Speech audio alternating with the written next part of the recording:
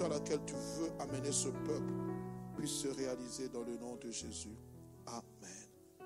Merci chorale, que Dieu vous bénisse abondamment. Merci pour votre dévouement. Que le Seigneur soit avec vous.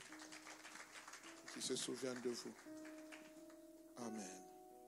Shalom bien-aimés dans le Seigneur. Que Dieu soit abondamment béni. Je prie que le Saint-Esprit nous parle alors que je demanderai au Saint-Esprit de pouvoir jouer. Aujourd'hui, je ne sais pas si je vais crier. Quelquefois, l'Esprit me saisit, je crie. Mais si je ne crie pas, je prêche. Mais aujourd'hui, j'aimerais vraiment que le Seigneur nous parle, qu'il puisse encore nous parler même dans le silence, dans un murmure doux et léger, comme c'était le cas d'Élie. Je prie que dans le nom puissant de Jésus, que la parole qui sortira de ma bouche soit assaisonnée de sa puissance. Nous avons notre temps de Sainte Seine, nous tâcherons de la respecter. Bien-aimés, cela fait quelques semaines que nous avons débuté, quelques jours plutôt, que nous avons débuté cet temps de retraite avec ce grand thème « Opère un signe en ma faveur ». Nous sommes en train de l'exploiter depuis une semaine. Opère un signe en ma faveur, j'aimerais le dire, ce n'est pas simplement dans le but de venir demander à Dieu quelque chose nous concernant, mais c'est aussi dans le but, bien aimé, de prier aussi pour nos familles, parce que nos familles ont besoin d'être sauvées. Nos familles ont besoin d'être... Le vendredi, quand je priais pour certaines personnes, il y a d'autres qui se sont avancés parce que voilà, je prie pour un membre de ma famille qui est atteint d'une maladie. Je prie parce que voilà, il y a telle et telle chose que j'aimerais voir Dieu réaliser dans la vie de mon père. Et c'était des paroles très touchantes. Et ce matin, j'aimerais vous proposer comme sous-thème opérer des signes à la dimension de l'image et de la puissance de Christ. J'ai beaucoup aimé l'intervention de mon frère Armel, que Dieu te bénisse. Quand tu étais en train de prêcher, j'étais tout ébahi et c'était merveilleux parce que ça allait vraiment dans la même direction que le Saint-Esprit m'avait dit. Je ne dis pas que ceux qui ont prêché n'avaient pas un message, mais ça allait dans la même direction. Et le frère Jérémie, c'est vrai que le premier jour, il en avait parlé, mais le frère Armel est venu appuyer en enfonçant le clou. Et là, pour ce faire, j'aimerais lire avec vous 3 passages, un se trouvant dans le Nouveau Testament et 2 dans l'Ancien Testament. Le premier passage, nous le trouvons dans 2 Corinthiens, chapitre 3, verset 18e. J'aimerais vraiment que la technique soit rapide par rapport, il y a beaucoup de versets à lire. La Bible dit, nous tous qui le visage découvert, contemplons comme dans un miroir la gloire du Seigneur. Nous sommes transformés en la même image, de gloire en gloire, comme par le Seigneur l'Esprit. J'aimerais lire avec la Bible expliquée, version 2004. Nous tous, le visage découvert, nous reflétons la gloire du Seigneur. Ainsi nous sommes transformés pour être semblables au Seigneur. Et nous passons d'une gloire à une gloire plus grande encore. Voilà en effet ce que réalise le Seigneur qui est l'Esprit. Version Bible du Semeur. Et nous tous, qui le visage découvert, contemplant comme dans un miroir la gloire du Seigneur, nous sommes transformés en son image, dans une gloire dont l'éclat ne cesse de grandir. C'est là l'œuvre du Seigneur, c'est-à-dire l'Esprit. Et en deuxième lieu, j'aimerais que nous puissions plonger nos regards dans l'Ancien Testament pour mieux comprendre. Et particulièrement dans le livre du commencement, le livre de Genèse. Genèse chapitre 1er, versets 26 à 27. La Bible dit ceci. Puis Dieu dit, faisons l'homme à notre image, selon notre ressemblance, et qu'il domine sur les poissons de la mer, sur les oiseaux du ciel, sur le bétail, sur toute la terre, et sur tous les reptiles qui rampent sur la terre. Verset 27. Dieu créa l'homme à son image. Il le créa à l'image de Dieu, et créa l'homme et la femme. Genèse 2, verset 7, ainsi que le verset 27. L'Éternel dit, l'Éternel Dieu forma l'homme de la poussière de la terre. Il souffla dans ses narines un souffle de vie et l'homme devint un être vivant. Verset 27.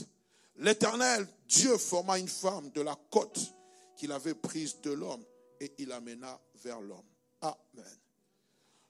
J'ai omis de vous dire, bien-aimés, dans le premier verset de Genèse, il fallait souligner le mot faire.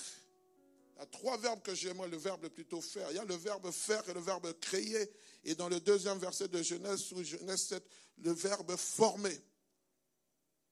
La Bible dit ceci, Dieu dit faisons l'homme à notre image. Le mot faire vient, en hébreu veut dire asa. Et c'est ce même mot que nous sommes en train d'utiliser pour opère un signe. Amen. Qui veut dire en français faire, façonner, accomplir ou fabriquer.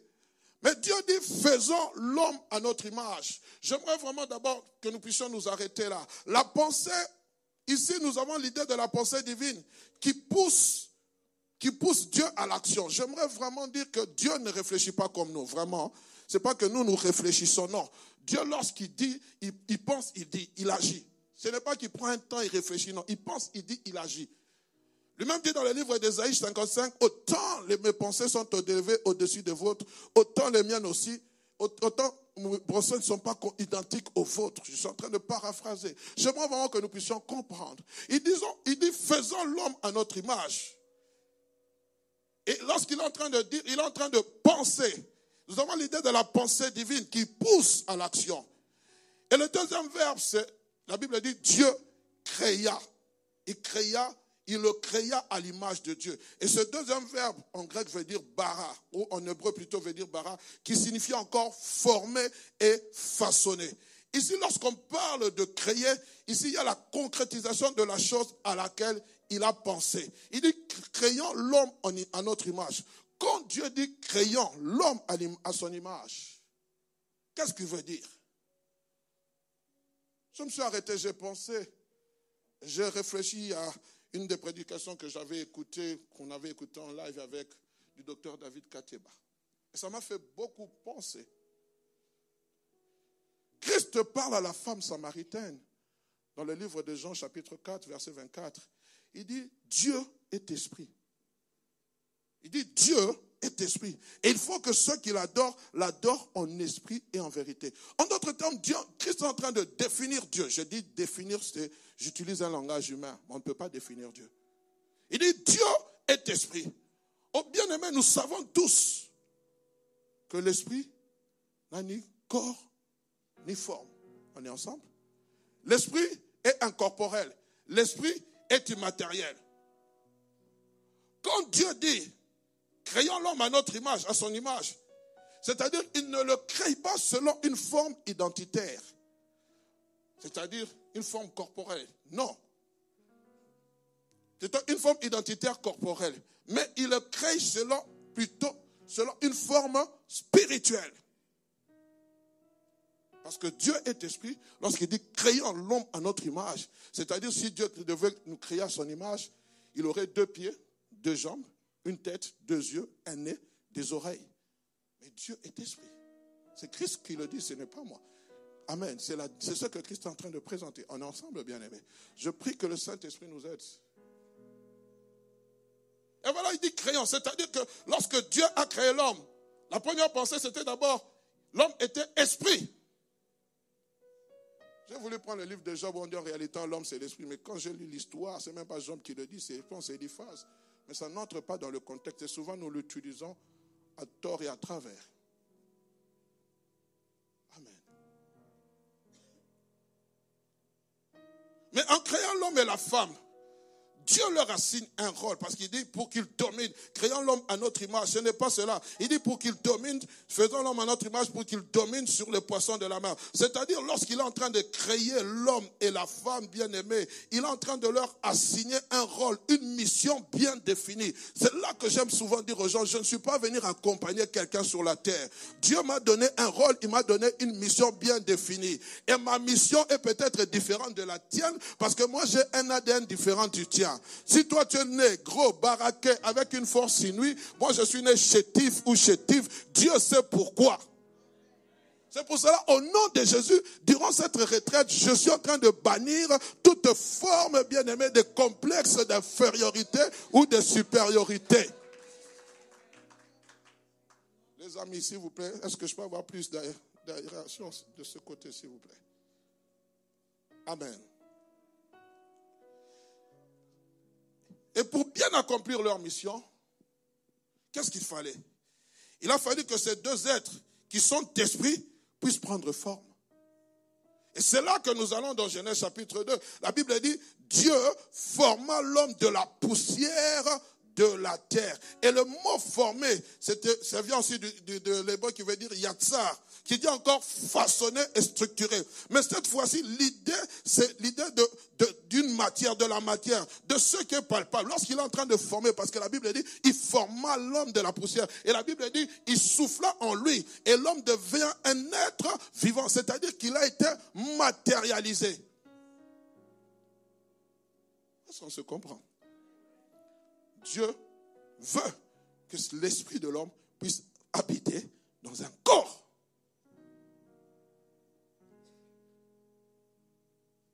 Et nous voyons là l'homme trinitaire, l'esprit, le corps et l'âme. Ou l'esprit, l'âme et le corps. Parce que dans notre version on dit, il devint une âme vivante. L'homme esprit créé à l'image de Dieu fonctionne dans un corps. Pourquoi? Pour accomplir la mission de Dieu ici-bas sur cette terre. Et c'est pour cela, lorsque vous lisez le livre de Marc ou le livre de Luc, dans leur dernier chapitre, il dit, allez et faites de toutes les nations des disciples. Pourquoi? Vous avez une mission. Donc, tout enfant de Dieu a une mission. Lorsque Dieu a créé le premier Adam, c'était pour une mission. Dis à ton voisin, tu as une mission. Tu n'es pas un accompagnateur. Nous sommes venus seulement les accompagner pour le mariage. C'est la volonté du Seigneur. Lui-même, il sait. Non! Il y a des choses où tu peux changer. Comme David est en train de dire, opère un signe en ma faveur, c'est pour que lui-même aussi puisse voir autre chose. Toi, tu es toujours là. J'ai pris qu'en 2022, que tu n'accompagnes plus les gens qui viennent se marier. Qu'en 2023, ça soit toi que nous puissions accompagner en ce lieu. Il y a des actions de grâce qui sont en train de chômer. On attend ton action de grâce. Elle ne vient pas. Pourquoi? Oh, Dieu lui-même sait. Dieu lui va dire, non, ce n'est pas mon problème. Toi aussi, tu dois savoir.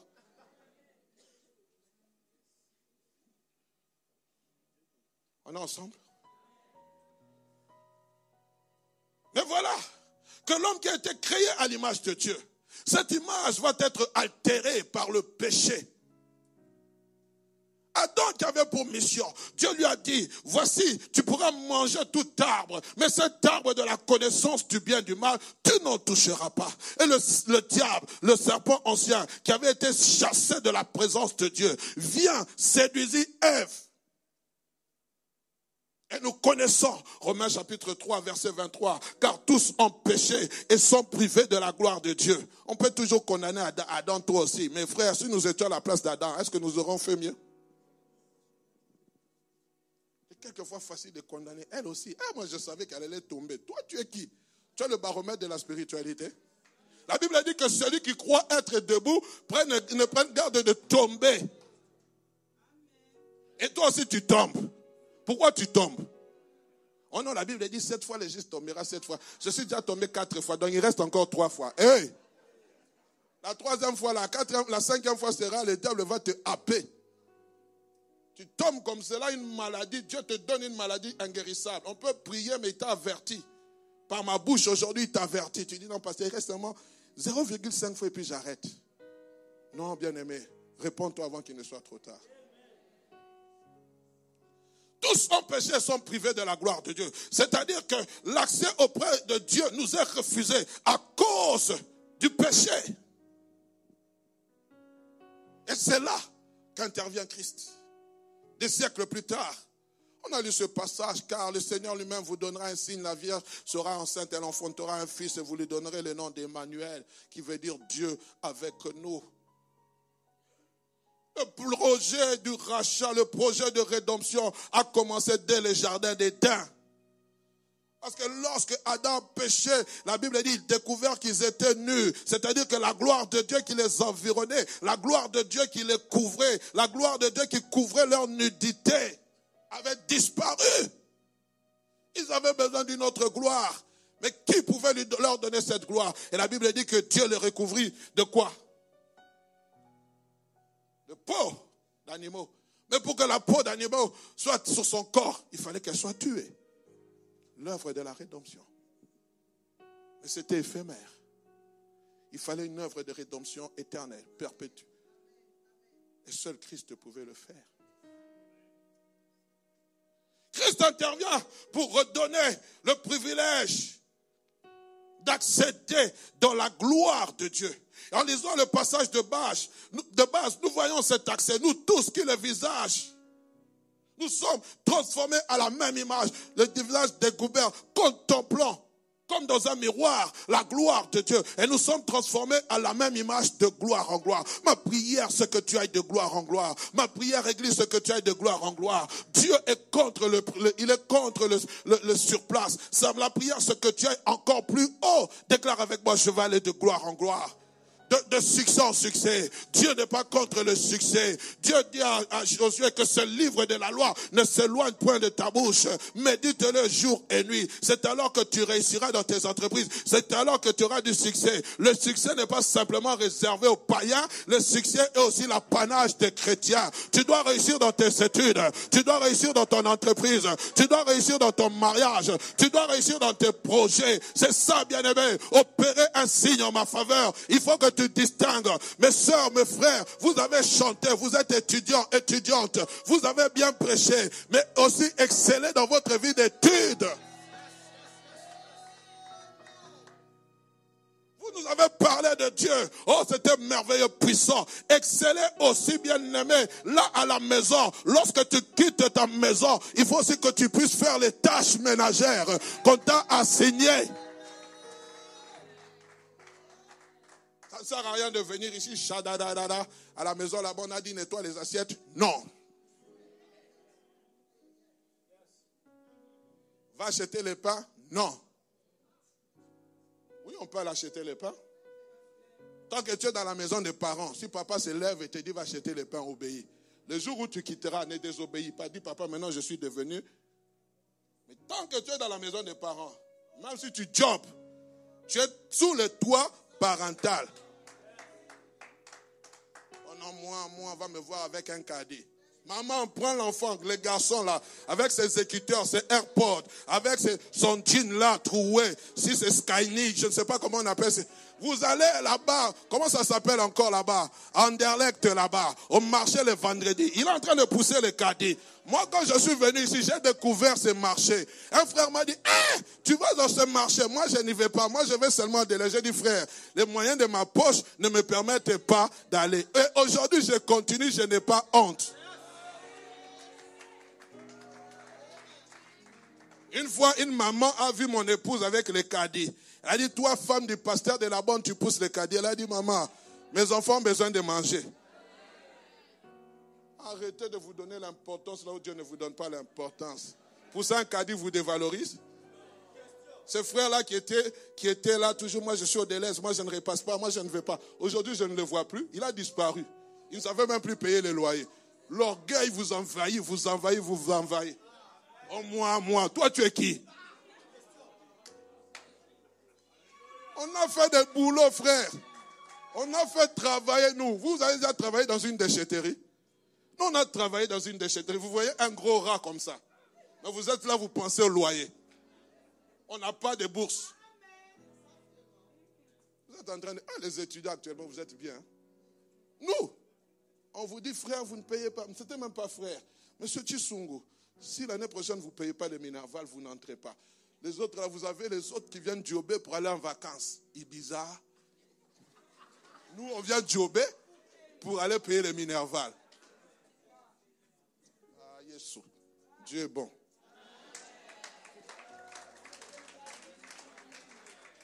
Aujourd'hui, vous me voyez rouler en voiture, passer aussi les fiers. Vous savez d'où je viens?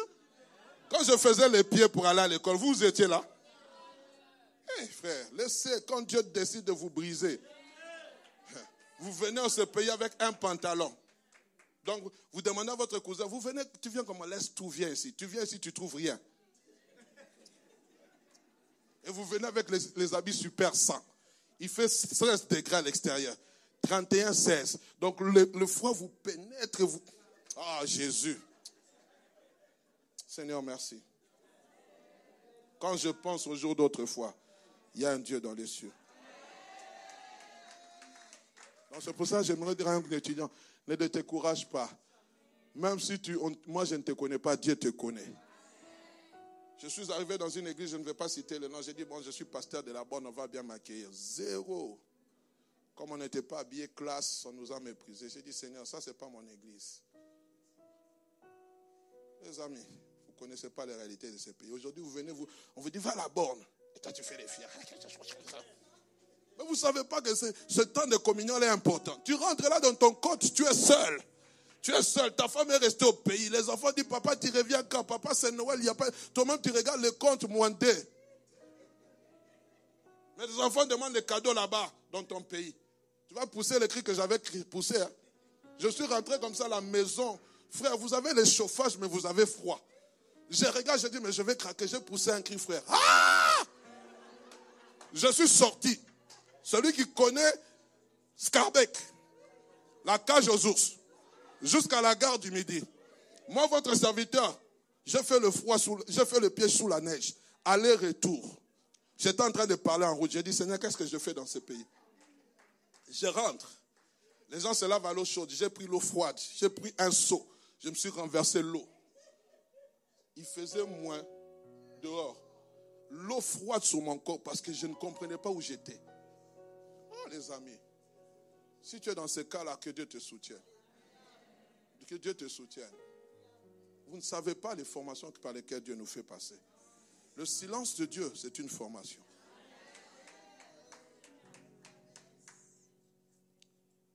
Amen. Puis-je continuer? Il amène. En lisant ce passage, je disais, ça nous transforme de gloire en gloire. Mais la question que j'aimerais vous poser est la suivante. De quelle image parle-t-on? De celle de l'esprit ou de celle du corps?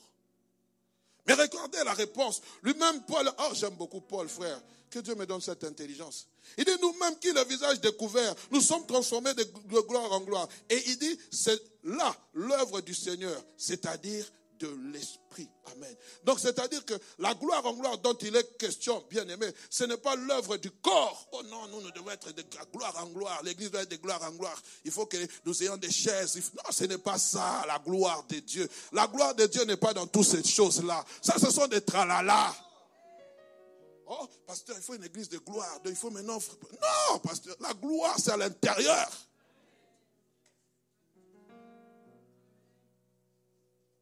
Amen. C'est à l'intérieur, bien-aimé. Il dit, c'est là l'œuvre du Seigneur, c'est-à-dire de l'esprit.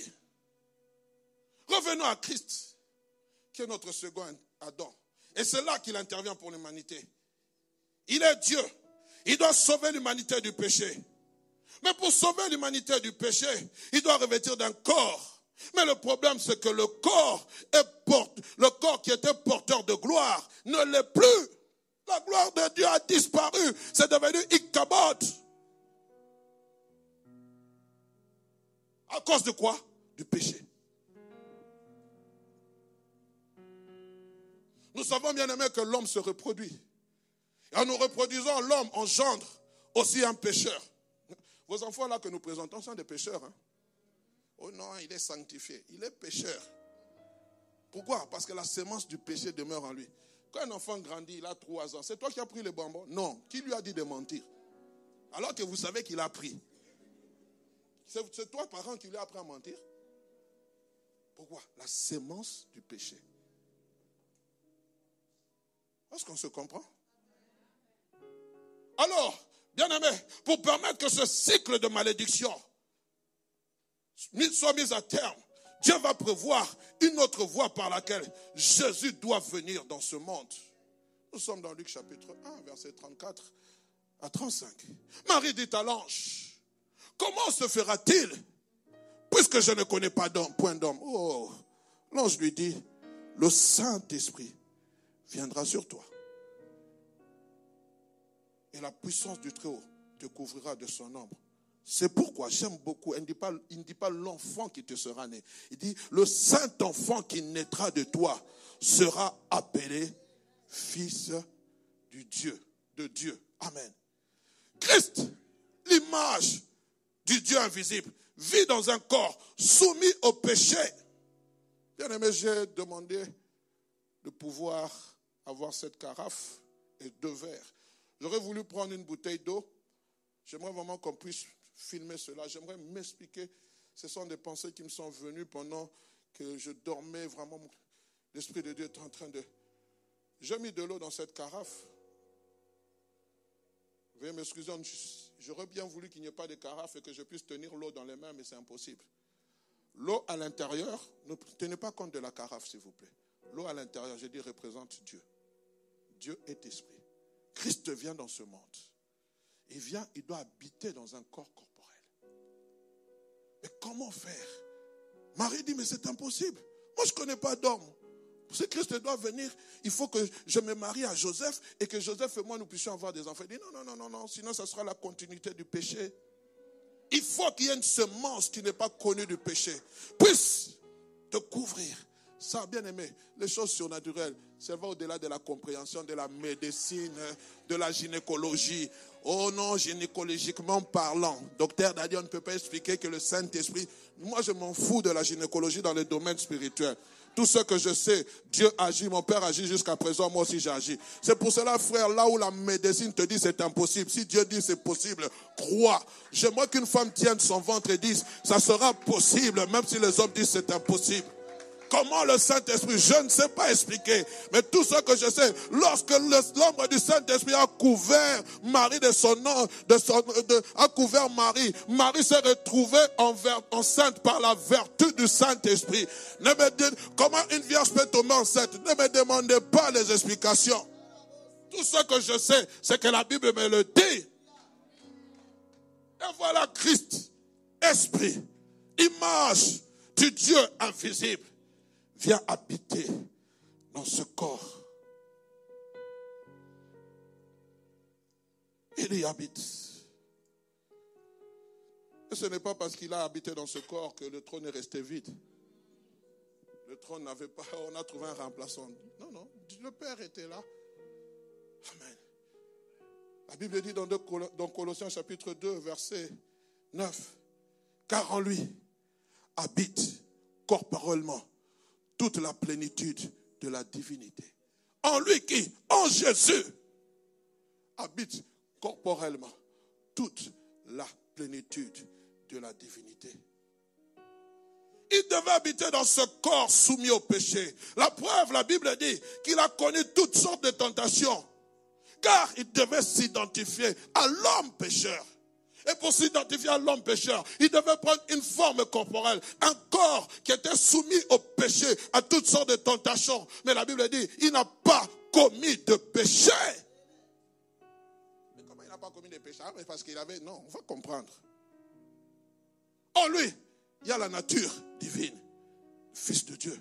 Mais il y a aussi la nature adamique, fils de l'homme. Quand nous rentrons dans Matthieu chapitre 1er, on dit voici la généalogie de Jésus, fils de David. On parle de sa nature adamique. Mais sans péché, s'il vous plaît, sans péché. Merci Seigneur pour l'homme qui s'appelait Jacques-André Verneau, qui nous a enseigné ces choses. Comment faire pour que la plénitude de Christ, la plénitude de la divinité de Christ puisse manifester ou produire des signes dans ce corps corrompu? Comment est-ce possible? Paul dit, je vois en moi 2 lois, j'ai envie de faire le bien, mais c'est lorsque je veux faire le bien, c'est le mal que je fais. Il dit, malheureux que je suis, qui me délivrera de ce corps de chair? Celui qui est en train de dire ça, c'est l'apôtre Paul. Il dit, je vois en moi 2 lois.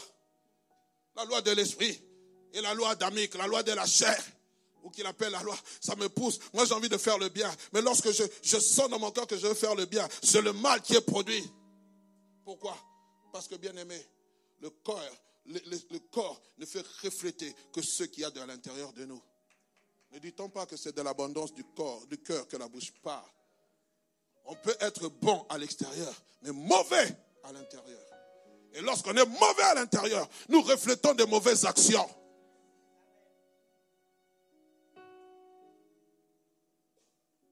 Venons-en à la tentation de Christ. Vous me permettrez de déborder, je vous en supplie. Sinon, il n'y aura pas Sainte Seine. Nous sommes dans Luc chapitre 4, versets 1 à 2. La Bible dit une chose.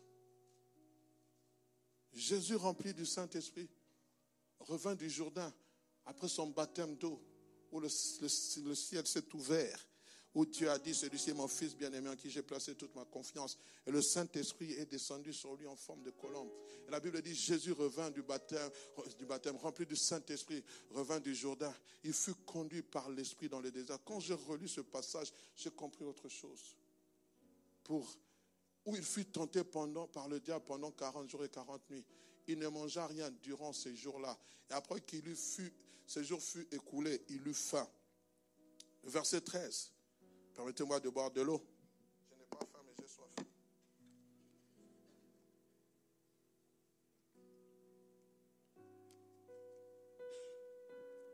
Verset 13 dit, après l'avoir tenté de toutes ces manières, de plusieurs manières, de toutes ces manières, le diable s'éloigna de lui jusqu'au moment favorable. Le diable ne l'a pas tenté seulement si tu es fils de Dieu. Non. Il l'a tenté pendant 40 jours et 40 nuits. Et la Bible dit, à un moment, il a eu faim. Et c'est là où on nous parle de cet épisode. Où maintenant, le diable est encore venu parce qu'il était dans un moment de faiblesse de la chair.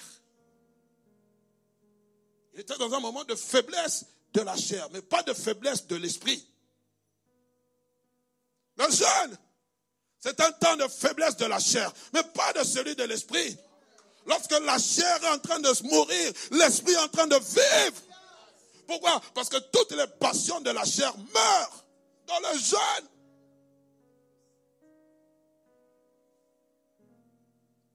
Pendant 40 jours.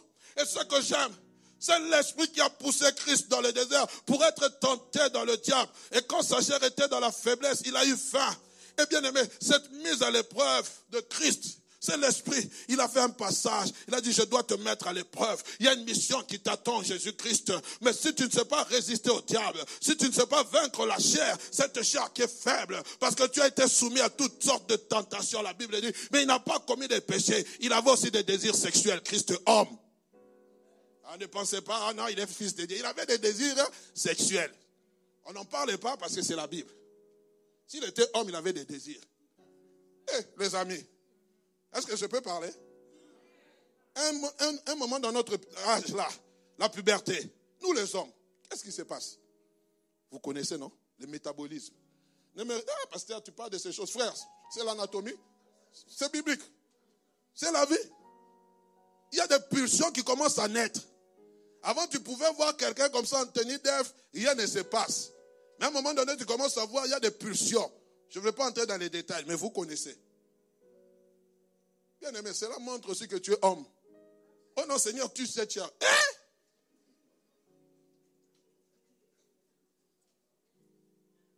Pasteur, il ne faut pas aborder ces choses. Non, c'est la parole, frère. La Bible dit, Adam connut Ève.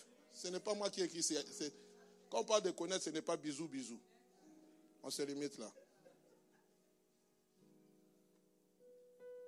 Amen. Alors, comment amortir cette chair de péché? Comment? Il fallait qu'il passe par les... Regardez-moi, frère, je vous ai dit la vérité. Vous voulez voir seulement sur Internet? J'ai péché. C'est la Bible qui a dit. Bon, je passe à autre chose, sinon vous allez dire, pasteur, tu es charnel. Donnez-moi un amen. Dis avec moi, pasteur, avance. Merci bien. Alors, il a été tenté. Le diable dit, il faut que tu passes à l'épreuve par laquelle le premier Adam est passé. Le diable est venu, Adam est tombé. Maintenant, toi aussi, on doit voir si tu vas tomber ou tu vas traverser. Il a été tenté pendant 40 jours et 40 nuits. Il est sorti vainqueur. Et là, bien aimé, cette épreuve face a fait de résistance au péché ont permis deux signes importants. Le premier signe, à sa nature divine de se manifester tout en étant dans ce corps de chair. C'est-à-dire sa vie de l'esprit, sa vie de l'homme intérieur, de Christ, Fils de Dieu, a su dominer sur sa nature charnelle, Christ, Fils de l'homme. Et c'est à cela que nous sommes appelés. C'est-à-dire que ma nature charnelle doit diminuer. L'homme intérieur, né de nouveau, par la puissance du Saint-Esprit, doit dominer sur la chair. On est ensemble. On est ensemble. Oh, il fallait cela. La deuxième des choses, bien aimées, c'est-à-dire, lorsque sa nature divine, il a su en ce moment-là à refléter l'image de Dieu, car il était l'image visible du Dieu invisible. Signe important, j'y reviendrai bientôt. Deuxième signe, c'est de commencer à opérer dans la dimension du roi. Jésus-Christ. Jésus, c'est un nom qui existe. C'est un nom que nous avons dans la Bible. Mais roi, il n'y en a pas. C'est-à-dire lorsqu'il a résisté, la capacité surnaturelle, la puissance de Dieu est descendue. Lisez la suite de Luc chapitre 4, verset 15 à 6, 16. Verset 14 à 15. La Bible dit, Jésus revêtu de la puissance de l'Esprit. Ce n'est pas Jésus fils de l'homme. Cette fois-ci, on parle de Jésus fils de Dieu. Pourquoi? Lorsque non seulement il est devenu l'image visible du Dieu invisible, mais il a été oint pour la mission. C'est pour cela, ce jour-là, lorsqu'il a reçu l'onction, il est rentré à la synagogue. Cette fois-ci, ce n'était pas Jésus fils de charpentier, mais c'était Jésus fils de l'homme. La Bible dit, revêtu de la puissance, retournant en Galilée. Et la Bible dit, il n'avait pas de panneau publicitaire. Jésus, fils de Dieu. Je suis Jésus, fils de Dieu. Venez, vous serez guéris. Venez, vous recevrez votre miracle. Il n'y avait pas Internet. Il n'y avait pas Facebook. Il n'y avait pas TikTok. Il n'y avait pas Instagram. Ce qu'il y avait, il y avait la puissance. Le revêtement. Le revêtement. Il est plus fort que la puissance. Et plus fort que les publicités que nous pouvons faire. C'est en Seigneur bien-aimé, lorsqu'il y aura du bruit du Saint-Esprit, que les gens vont accourir. Les gens ne vont pas accourir à cause de TikTok. Les gens ne vont pas accourir à cause du nombre de vues. Les gens ne vont pas accourir. Ils vont accourir lorsqu'il y aura du bruit. Du bruit fait par le Saint-Esprit. C'est là que les gens vont venir. J'ai entendu à la porte qu'il y a quelque chose de surnaturel qui se passe. J'ai entendu à la porte qu'on a Dieu opéré des miracles. Donne-moi un amen de gloire. J'avais promis de ne pas crier. Mais lorsque l'Esprit de Dieu me saisit à dire des choses, je suis poussé comme David à parler de sa part. Revêtu de la puissance. Sa renommée s'est accrue. La Bible dit, sa renommée s'est répandue dans tous les pays des alentours. Il enseignait dans les synagogues. Il était glorifié par tous. Oh Seigneur, amène-nous dans cette dimension où le Saint-Esprit vient faire le travail qu'il doit faire en nous. Il entre dans la synagogue. Il prend les rouleaux du prophète Ésaïe. Il trouve l'endroit où il était écrit, l'Esprit du Seigneur est sur moi, car il m'a oint. Il m'a oint pourquoi? Il m'a pas oint pour regarder. Non, il m'a oint pour faire quelque chose. Il m'a oint pour faire le travail. J'étais envoyé en mission. Je ne suis pas venu blaguer dans ce monde. Je ne suis pas venu, non, devenir tiktokeuse pour mon plaisir. Si je deviens tiktokeuse, c'est pour la gloire de Dieu. C'est pour faire avancer le royaume de Dieu. Le temps est court. Il a dit, ma nourriture, c'est de faire la volonté de celui qui m'a envoyé. Et il était rempli de l'onction pour ça. Pourquoi sommes-nous remplis de l'onction? Pour nous critiquer les uns les autres? Pour critiquer le pasteur, vous qui avez l'habitude de dire du mal, je ne parle pas de moi-même, des serviteurs de Dieu, arrêtez. L'onction que Dieu vous a donnée, ce n'est pas l'onction de colportage. L'onction que Dieu vous a donnée, ce n'est pas l'onction de la médisance. L'onction que Dieu vous a donnée, c'est pour faire valoir ce qu'il y a en vous, la nature de Christ. Arrêtons ces choses, s'il vous plaît. L'église se perd. Pasteur, sa femme, ses enfants, malheur à toi. Parce que tu ne sais pas ce que tu es en train de t'attirer. Puis-je continuer?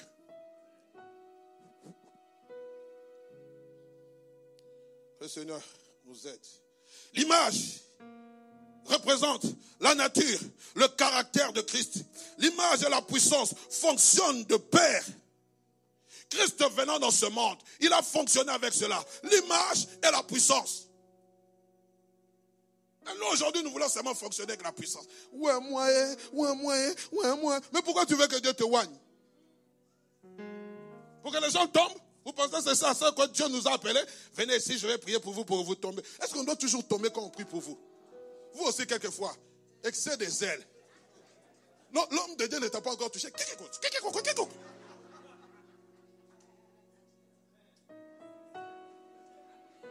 Je vais toujours chez les mêmes personnes remplies de l'esprit, mais qui n'ont peut-être pas le même background que nous. Le Saint-Esprit est en train d'agir. Je prêchais la semaine passée. La présence du Saint-Esprit était là, mais je n'ai pas vu des gens qui comme poum pas. Je n'ai pas vu de rouler. Je n'ai pas vu de chaos, de debout, de chaos, de debout. Je n'ai pas vu, on a mis les pagnes autour des reins. Tout ça aussi, c'est problème d'enseignement. Vous êtes allé chez les Mbikoudi. Les Mbikoudi étaient en train de faire genre. Alors nous tous, maintenant, on devient comme ça. Frère, le Saint-Esprit peut te toucher sans que tu trembles. Pourquoi on doit toujours trembler? Pourquoi nos yeux doivent toujours devenir blancs? Oh! Pourquoi? Quand tu arrives seulement, tu vois l'homme de Dieu, tu trembles. Donc soit lui, il a un démon. Les amis, grandissons aussi dans ces choses.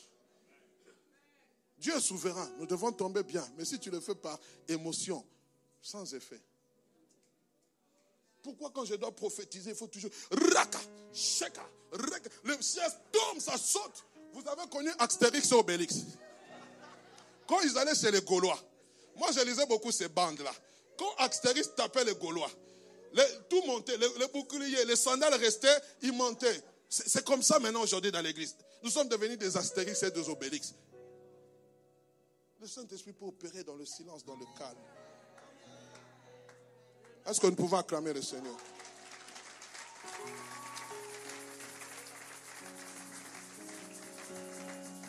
Et je disais, ces deux clés doivent fonctionner de pair. Écoutez ce que Philippe va dire. Philippe. Jean 14, verset 8 à 11, rapidement. Philippe lui dit, Seigneur, montre-nous les pères. Et cela nous suffit. Philippe. Jésus lui dit, il y a si longtemps que que je suis avec vous. Et tu ne m'as pas connu. Philippe, tu ne m'as pas connu. Celui qui m'a vu a vu le Père. Comment dis-tu? Montre-nous le Père. Mais moi, je suis la nature incarnée du Père. Par le Saint-Esprit. Ne crois-tu pas que je suis dans le Père et que le Père est en moi? Les paroles que je vous le dis, je ne les dis pas de moi-même. Le Père qui demeure en moi, c'est lui qui fait les œuvres. Croyez-moi, je suis dans le Père et le Père est en moi. Si vous ne croyez pas que je suis dans le Père, alors si vous ne croyez pas parce que je manifeste la nature du Père, alors croyez au moins aux œuvres que je fais. Croyez à moi, c'est-à-dire à la puissance. Donc, tel que tu me vois là, je suis le Père. Quiconque m'a vu a vu le Père. Donc, depuis que je suis avec toi, tu n'as pas réalisé que le Père est en moi. Je suis dans ce corps de chair, mais la nature du Père, l'image du Père est en moi. Et depuis que je suis là, je suis en train de refléter le Père. Mais toi, Philippe, tu ne le vois pas. Tes yeux sont voilés. Il y en a beaucoup qui sont comme ça. Eh bien aimé, ces deux clés, l'image et la puissance de Dieu. Dieu, Christ, veut les transmettre à l'homme. Il veut nous les transmettre. Être l'image de Dieu. Et être aussi la puissance de la voix de Dieu. Il a transmis, il doit les transmettre à l'homme. Comment on doit les faire? Comment doit-il les faire? La croix. L'œuvre de la croix. Par sa mort et par sa résurrection. C'est pour cela, nous aussi, nous devons, pour devenir identiques, mourir et vivre en Christ. On est ensemble. Non seulement par sa mort et par sa résurrection, mais aussi par sa glorification. Souvenons-nous de ces paroles dans Jean chapitre 7, verset 37 à 39. Il dira, le dernier jour de la fête, le dernier jour, le grand jour de la fête, Jésus-Christ se tenant debout s'écria, si quelqu'un a soif, qu'il vienne à moi et qu'il boive. Celui qui croit en moi, j'aime que des fleuves d'eau vive couleront de son sein, comme dit l'Écriture. Il dit cela de l'esprit que devaient recevoir ceux qui croiraient en lui, car l'esprit n'était pas encore, parce que Jésus n'avait pas encore été glorifié auprès du Père. Lorsque le Saint-Esprit est descendu le jour de la Pentecôte, ce n'est pas parce que c'était simplement le jour de la Pentecôte. Oui, m'excusez. Ce n'est pas parce que c'était simplement le jour de la Pentecôte. C'est parce que Christ avait été glorifié ce jour-là. Le Saint-Esprit descendant sur les disciples, il est venu attester que la mission de Christ auprès du Père avait été approuvée. Sa mort et sa résurrection avaient été approuvées. Ce qu'il est venu faire, on l'a passé au peigne fin. Il était tenté en toutes choses. Il n'a point péché.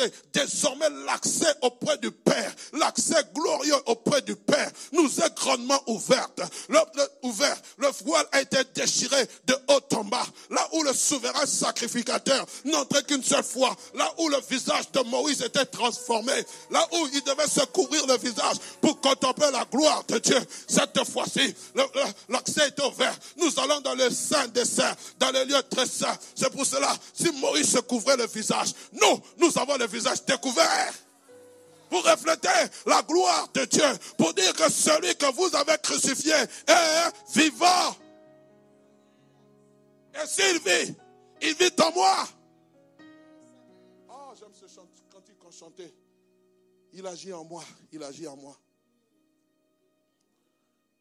Et c'est ce qui se produisit le jour de la Pentecôte. Le Saint-Esprit est descendu. Il a rempli les disciples.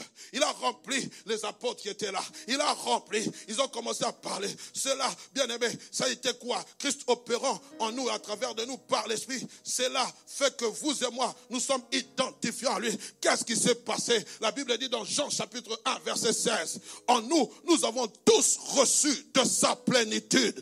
Et grâce pour grâce. En nous, nous avons tous reçu de sa plénitude. Christ, homme, part et glorifié. Il dit non, je ne peux pas vous laisser orphelin. Je ne peux plus vous laisser tel que vous êtes. Puisque vous êtes dans la tristesse, je vous enverrai un autre consolateur. Il ne parlera pas de lui-même. Il viendra rendre gloire à mon nom.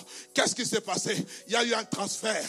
Il y a eu un transfert. Ça, c'est l'homme charnel. Ça, c'est moi, Hugues Arnaud Tshisungu. Le 2 janvier 92, alors que j'étais en train de donner ma vie à Christ, alors que j'avais dit non à cette fille, alors que j'avais dit non à la cigarette, alors que j'avais dit non à Saïko Langa Langa. Oui, moi j'étais dans ces choses, alors que j'avais dit non aux boîtes. À l'époque, c'était l'atmosphère. Vous, je ne sais plus, c'est devenu quoi? C'est non à ces choses, alors que j'avais dit non.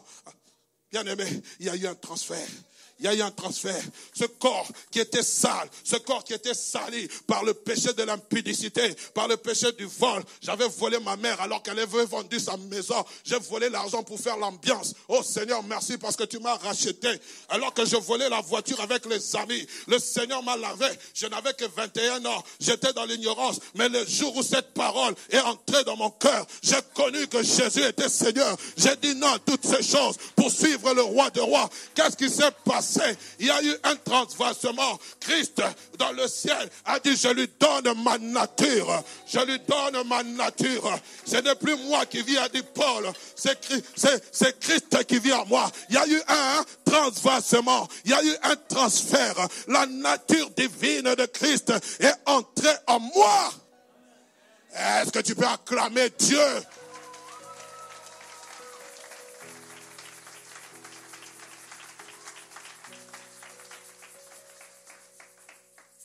Si Dieu fait ces choses, bien aimés, ça fait gloire. Ésaïe a dit, dans Ésaïe chapitre 8, verset 18, « Voici moi et les enfants que l'Éternel m'a donnés. Nous sommes des signes et des présences en Israël, de la part de l'Éternel des armées qui habite la montagne de Sion. » Si Ésaïe, à l'époque de l'Ancien Testament, pouvait dire que Dieu a fait un signe, alors que le Saint-Esprit n'habitait pas en eux, alors que le Saint-Esprit était sur eux, les saisissait de temps en temps.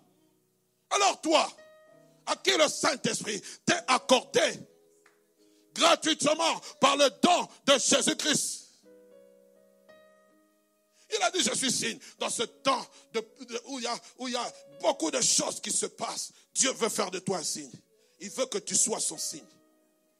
Béni sois-tu, frère Armel. Moïse, Exode chapitre 7, verset 1er. Dieu dit à Moïse, je ferai de toi Dieu. On n'a pas écrit petit d. Devant Pharaon. Et Aaron, ton frère, sera ton prophète, ton porte-parole, la nature et la puissance. Souvent nous lisons Exode chapitre 8, verset 15. On est en train de nous parler de ces magiciens. Et les magiciens dirent à Pharaon, Exode 8, 15, dire à Pharaon, c'est le doigt de Dieu. Le cœur de Pharaon s'endurcit. J'ai compris ce passage différemment quand j'étais dans la prière de Dieu. Souvent nous disons, quand il dit c'est le doigt de Dieu, non, c'est le doigt de Moïse. À travers Moïse, on voyait Dieu. Dieu veut faire de toi son doigt. C'est le doigt de Dieu. Non, il voulait dire, c'est le doigt de Moïse. Mais puisque Dieu avait fait de Moïse son Dieu devant Pharaon, qui était le Dieu des Égyptiens. My God. Dieu contre Dieu. C'est ça dans ce monde. Nous sommes dans le temps de confrontation, bien-aimés. Les temps de confrontation, où bien-aimé, ma soeur, tu es belle, tu n'es pas encore mariée, où cet homme, il vient avec sa clé de Jaguar, de Mercedes, je ne sais pas, de Lamborghini, de toutes ces choses, mais pas de VW, parce que tu n'aimes pas le VW, il est en train de te tenter en toutes les choses. Oh, je vais t'amener à Dubaï, je vais t'amener à... Tu vas aller à Monaco, je vais réserver un jet privé. Encore vous aimez ça. Je n'ai ni or ni argent.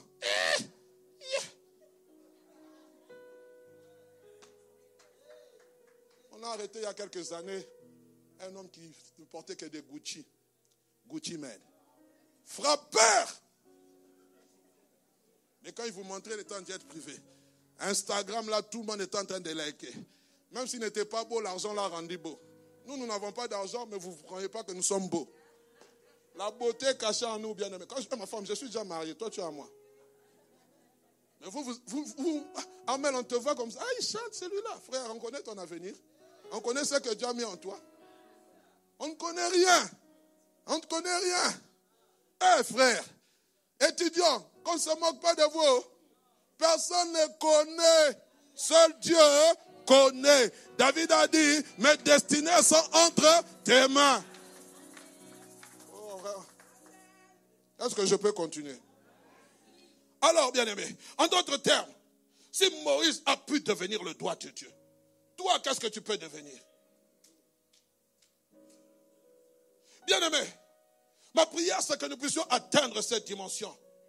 Bien-aimé, nous devons savoir que si la dimension de la puissance est importante dans nos vies, la dimension de l'image de Christ l'est aussi.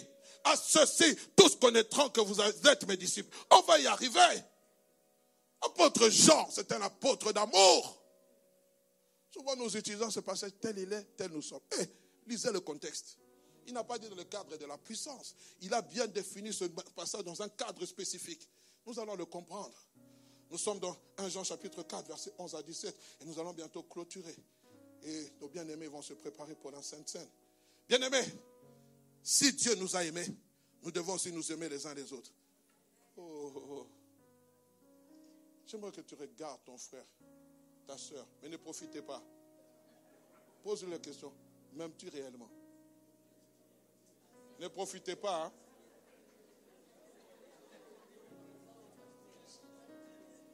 M'aimes-tu réellement?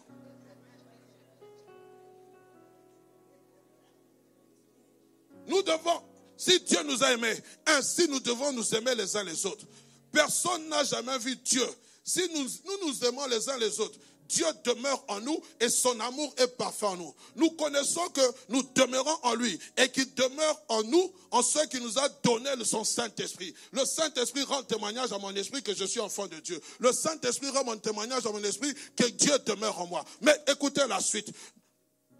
En nous, nous avons vu et nous attestons que le Père a envoyé le Fils comme sauveur du monde. Celui qui confessera que Jésus est le Fils de Dieu, Dieu demeure en lui et en lui. 3 conditions.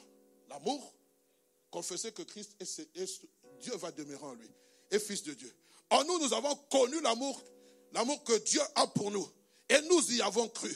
Dieu est amour.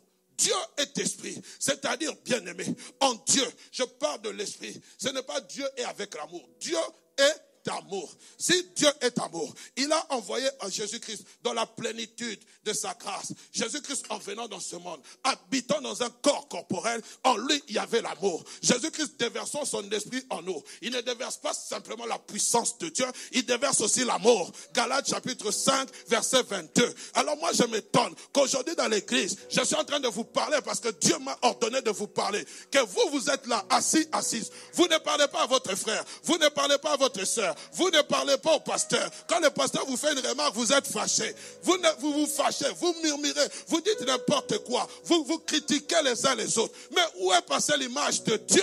L'image de Dieu, ce n'est pas simplement la puissance. L'image de Dieu, c'est l'amour. L'image de Dieu, c'est la joie. L'image de Dieu, c'est la bienveillance. C'est ça que Dieu veut. Atteignons cette dimension.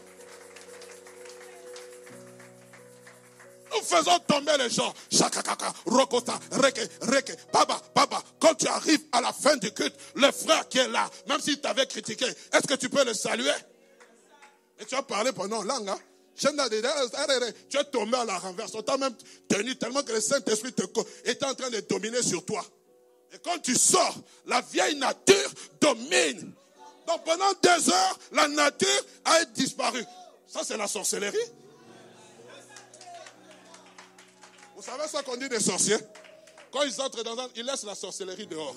Ils entrent. Donc quand tu sors, tu récupères ta vieille nature. Toi et moi, rendez-vous sur le ring.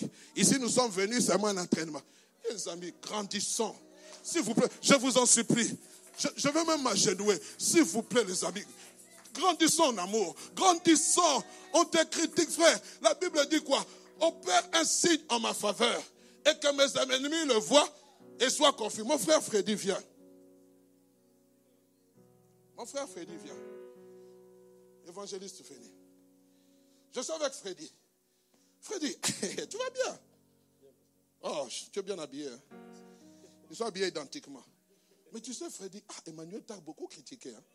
Il t'a dit du mal, vraiment, mon frère. Il faut être très attention avec Emmanuel. Hein?